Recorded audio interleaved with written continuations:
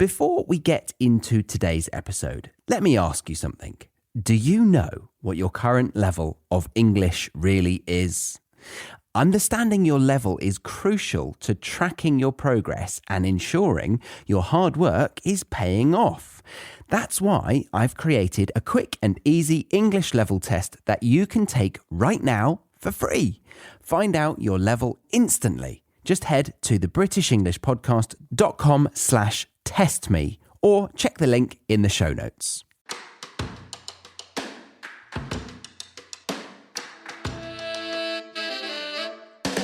Hello and welcome to another episode of the British English Podcast. Today, we're excited to have Shana from the American English Podcast with us to go over a stirring tale that affected the relationship between Britain and America forever.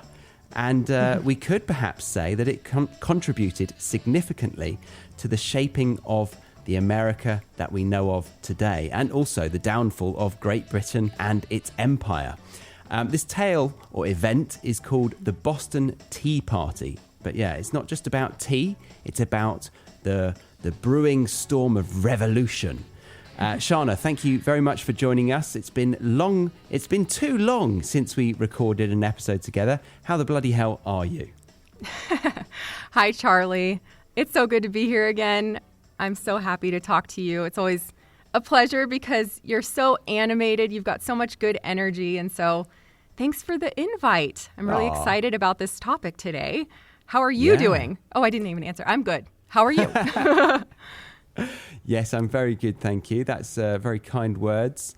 So this episode was based off of an episode that you've already done. So it fueled my imagination. So I'm keen to get into it and talk about the Boston Tea Party.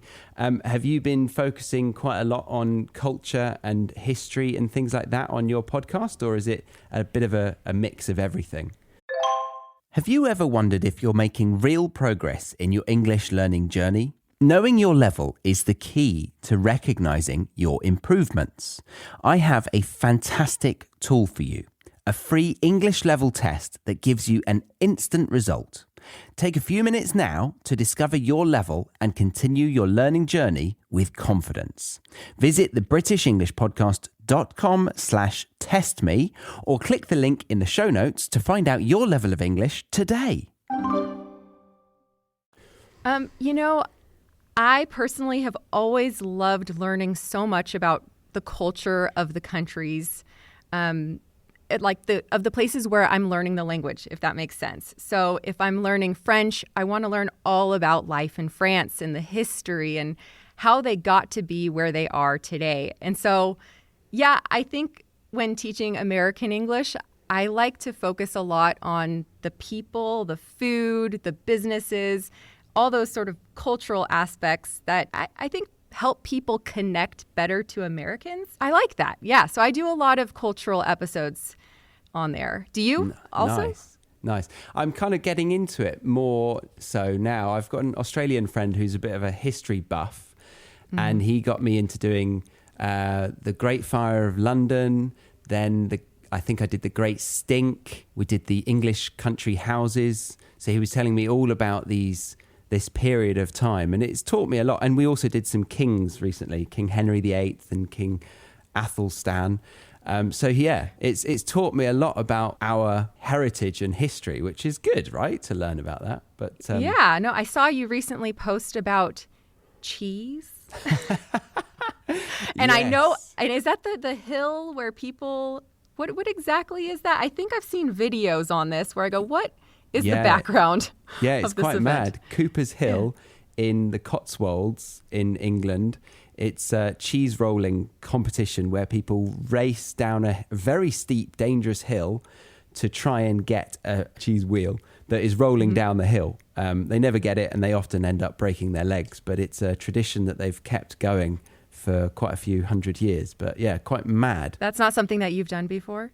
No, it's not really my kind of my cup of tea, I guess. But not your cup of tea. Not my cup of tea. Good. Yes. I sent a fact out into the world that I had heard, and I wanted to ask you. It said if you haven't bungee jumped by the age of 30, you will never bungee jump. That's interesting. What do you think about this? Is this true for you, do you think? Absolutely. I think when I turned 30, maybe it was also in conjunction with having kids, but I became a very paranoid human. I'm a little bit scared of everything, even flying. So I don't know. Going down a hill on the roll of cheese, is that right? No. You go on the roll of cheese? No. No, you try and get to them. How big do you think the roll of cheese is, Shana? I don't know. In Europe, you guys have really big cheese. No, it's probably about the size of an American football. Let's give you something that you might understand in a wheel form, not a rugby ball kind of shape. But yeah, so it's that kind of size. So they're not, it's not like a hamster in a ball or anything like that.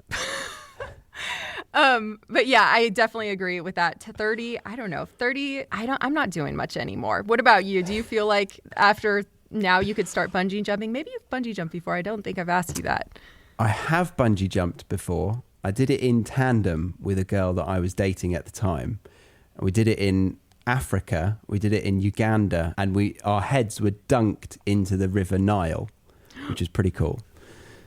But that's an experience. Yeah, it was an experience. But apparently the recording of the bungee jump, the people were listening to it and they were like, God, Laura, you were screaming your head off, the girl that I was seeing. She was like, I literally didn't say a thing. Turns out I was very high-pitched in my dramatic, sort of scared kind of feel towards it. But yeah, so I was... Yeah, that video would be a good thing to post on your YouTube channel. It would be, yes. Yes, that's true. Actually, I got funny. 5 minutes of before the jump and 5 minutes of after the jump from the person that was recording it. So he had clearly clicked record way before and then stopped and then started at the wrong time completely. So, oh, no. So I didn't get the video that I wanted for that. And I wasn't going to do it again because I was screaming my head off. Yeah. But anyway. So not doing it again. No, I'm not going to do it again. And yeah, even like skiing, I'm less keen to do that now because I had an injury last year or the year before. And now I'm a bit like, no, I just want a healthy body. Yeah. We don't get back to our usual state as fast No, anymore. Definitely not. But yeah, let's see about the Boston Tea Party. Let's see if it was all, I don't know, young, rebellious people that were getting involved in this. I don't know if that's a terrible segue, but let's go with it at least. So yeah, let's get into the Boston Tea Party. So where do we need to start in order to understand this as if we've never heard about this party before? Yeah. So before we discuss the Boston Tea Party itself, it's important to understand the context. So in the 18th century, the American colonies were under British rule. If I'm not mistaken, it was King George III. Is that right? Okay. Do you remember? I mean, I think you know more than me, so I think it's King George III. I will go with that. All right. And so the British Parliament imposed several taxes on the colonies. All right. So the colonies were in what was not quite the United States. And so many of those colonists found those taxes imposed by the British Parliament unjust because they had no representation in Parliament. This principle of having no representation was famously summarized by the slogan, "No taxation without representation." That's what everyone yelled. It was put on posters everywhere. It was a common phrase, no taxation without representation. So, Charlie, would you make a fuss about these taxes? Would I complain, or would I just go along with the idea of British people taking money off me if I'm in the colonies? Exactly.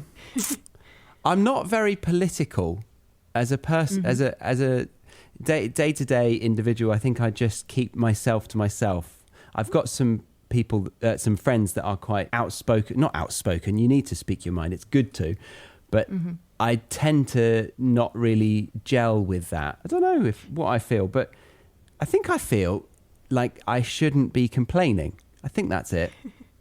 Yeah. Do you think I've thought about this a lot because of my upbringing. My parents always said, do not discuss religion or politics ever at a dinner table. That was something in my household. It was to create good feelings no matter who you're with, no matter what culture the people are from. And I'm wondering, in your household, did you grow up having political conversations during dinner time? Because I feel like sometimes that's a preface for people feeling more comfortable with those sorts of things. Yeah, right. Okay. No, we didn't particularly. But I've got to say, I'm actually quite comfortable talking about religion in front of people now. Obviously, it's like very close friends that we want to have an open debate about something deep.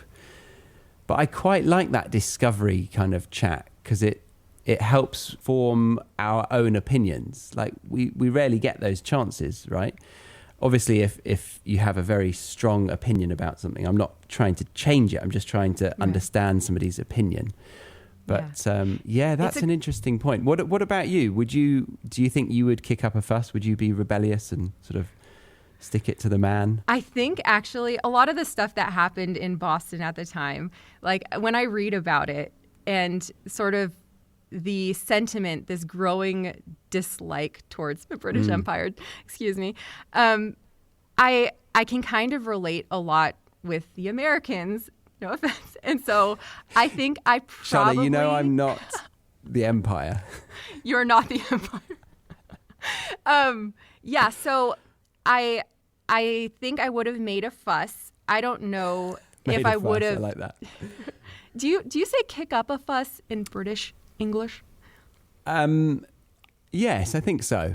It might be more American though, but yes. No, I've never heard of kick up a fuss, but I saw it written on a document, and I was like, oh, this must be British English. Oh, sorry. Yeah, I think it must be then. Okay. Kick up a fuss. Yeah, we do use it. Yes. So I know you're not the British Empire, but I think I would have made a fuss. I'm not sure if I would have been along for the ride that the colonists took. They did a lot of pretty intense things that I think in order to fully understand this topic, we need to discuss, including the British massacre, and, we can get into it. Okay. Yeah. So let's continue with the journey. So it says that the discontent mainly came from a thing called the Stamp Act, which meant that paper goods like legal documents, newspapers, even playing cards, all had to have this stamp to show it had been purchased from authorised officials, i.e. a tax had been paid to Britain. This was introduced primarily to raise revenue from the American colonies because the Brits were needing to fund the protection of North America from potential threats from the French and Native American tribes following the expensive 7 Years' War, which was this big global conflict that affected loads of countries at the time. So the British Empire was feeling poor and were trying to find ways to fund the protection of the American colonies. Okay. Because of this, do you have any sympathy for they call them redcoats, the Brits, the redcoats in this situation? Or are you still standing by your patriotic values? I think it's sort of interesting thinking about, so Britain was in North America. You guys were sort of supporting us in having this army when we had no army. And I mean, obviously, this is the reason they're saying we can tax, because it's like, hey, we helped you. Now it's your time to help us, right? So I don't know, it's kind of an interesting idea. I don't know if I'd have sympathy exactly, because a lot of people at the time were saying, well, Britain, you didn't need to help us. like, why are you saying that you're protecting us and then collecting our money? So I don't know exactly where I would stand at this point in the story. I think I would kind of be between almost being a loyalist, so being loyal to Britain, and then also kind of understanding the perspective of the people who were not loyalists, so the colonists, we can call them. Yeah. Yeah. Okay. A rational citizen then, standing on. So what do we say? On the fence? Yeah, on the fence. I'd be on the fence at this point in the story. Yes. Yeah. Okay. Definitely. Nice. Yeah. But it would be kind of weird seeing the redcoats walking around, going like, I mean, it would sort of almost feel like an imposing, not a threat, but like a, why are you here sort of thing. Because the redcoats were everywhere, in Boston, in Massachusetts and stuff. They were very present. So I think there was that awareness that was built, like we have these, people here. Are we part of them? Are we not part of them? I think this was sort of the beginning of potentially the end. Yeah. No, that does make sense. Yeah, having people that aren't necessarily part of your government controlling you would feel strange, in my opinion. And I'm sure people listening to this actually know firsthand how this feels. So, they would be better to report on this, I guess. Yeah. Well, and then, I mean, stamps and things, that first act, it's really on stuff that people used every day, like newspapers, playing cards, like simple things. Like paper was the means of communication. We did not have internet at the time. We didn't communicate in any other way. And so you're thinking about this. This is like your bread and butter is now being charged. So I think that is also something, if you're seeing it every day, if your awareness is built every single day, not only seeing the Brits, the redcoats out on the streets, but also going, okay, now I have to pay this extra tax. What is it? What exactly is this for? It starts raising a bunch of questions. Definitely. What is this tax for? Definitely, yeah. It's not very good marketing strategy, actually, is it? Because they're constantly seeing it. Imagine it would be kind of like Netflix billing us every day, like a 30th of the price every day. Like, there you go. You paid. Exactly. Although I guess we sort of do that with groceries and stuff. Every day we're sort of putting money in. I'm like, what exactly is this going to? I don't know about you guys. What do you mean? You go to the grocery store and then you have sales tax. It's sort of like a continual thing. Oh, I see. At least I know it's going towards the government that was elected democratically, Yeah, I think that's the whole difference, isn't it? You're paying tax towards a country that you're in versus letting another country have it all.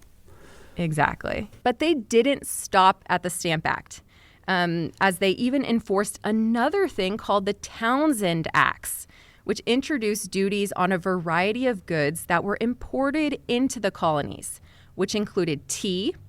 And this is particularly notable because this continued taxation on tea directly led to the Boston Tea Party in 1773.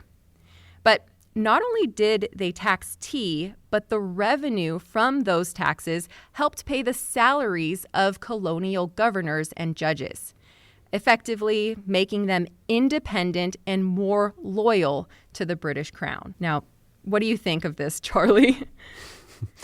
It's a bit sneaky, isn't it? It's trying to be the puppeteer, I guess, of the society, picking out the people that are going to be controlling other people. Not what I would assume to be getting the everyday folk on the side of the Brits. I think they would start to, as they did, rebel and be like, no, I don't want that at all.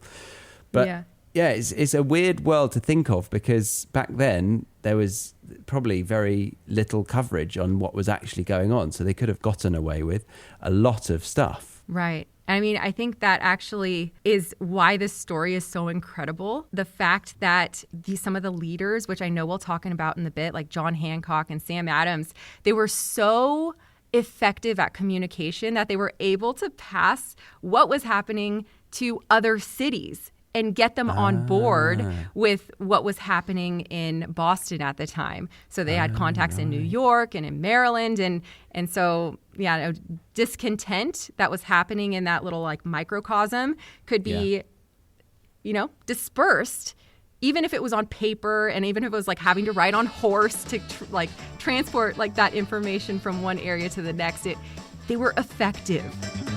We will be leaving the free version of this episode here for today. But if you did want to continue listening to this conversation, then head over to the BritishEnglishPodcast.com, where you can sign up to the Premium Podcast or the Academy.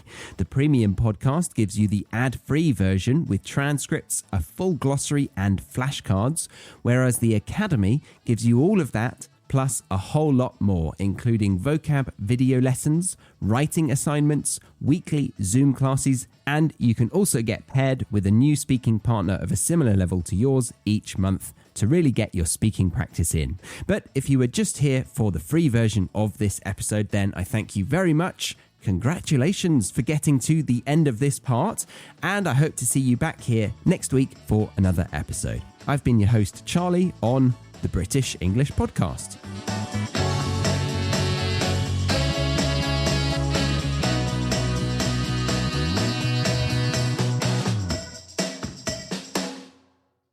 Thank you for listening to today's episode. Before you go, make sure you know where you stand in your English learning journey. I've created a free English level test that you can take right now to find out your exact level. It's quick, easy, and gives you instant results. Head to thebritishenglishpodcast.com/testme or check the link in the show notes. Because tracking your progress helps you stay on track. We can't use track twice, guys. No, let's do that again. Yeah, we don't have time. Oh. All right, we'll just delete this last sentence then.